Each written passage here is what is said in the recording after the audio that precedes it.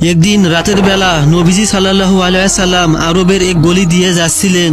হঠাৎ এক ঘর থেকে অসহায় এক কান্নার আওয়াজ শুনে নবীজি সেই ঘরে গিয়ে দেখলেন একজন হাতে চক্কি ঘোরাচ্ছেন। নবীজি সাল্লাল্লাহু আলাইহি সাল্লাম তাকে জিজ্ঞাসা করলেন, কি হলো তোমার, কান্না করছো কেন? উত্তরে তিনি বললেন, আমি মক্কার সর্দার উমাইয়ার ক্রয় করা গোলাম। অনেক যন্ত্রণায় আছি আমি, সারাদিন মাঠে ছাগল আর দুম্বা চড়াই, আর রাতে সে আমাকে দিয়ে গম থেকে আটা তৈরি করায়, ভালো করে খেতে ও ঘুমাতে দেয় না। এই কথা শুনে নবীজি সেই ব্যক্তির মাথায় হাত বুলিয়ে দিয়ে বললেন, তুমি কিছুক্ষণ আরাম করো, আমি তোমার কাজ করে দিচ্ছি। এই বলে নবীজি হাত দিয়ে কাজ শুরু করলেন, আর ক্লান্ত শরীর নিয়ে সেই গোলামকে ঘুমানোর সুযোগ করে দিলেন। এইভাবে প্রতি গভীর রাতে নবীজি তার ঘরে গিয়ে সাহায্য করতেন।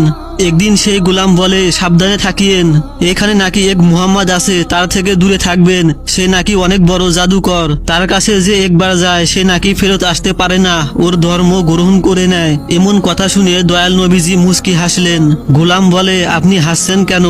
নবীজি বললেন, তুমি যে মুহাম্মাদের কথা বলছো আমি হলাম সেই মুহাম্মদ। এই কথা শুনে নবীজির সুন্দর চারিত্রিক বাস্তব প্রমাণ দেখে ওই গোলাম অঝোর নয়নে কান্না শুরু করতে লাগলেন এবং সাথে সাথে নবীজির কাছে কালিমা পড়ে মুসলমান হয়ে যান।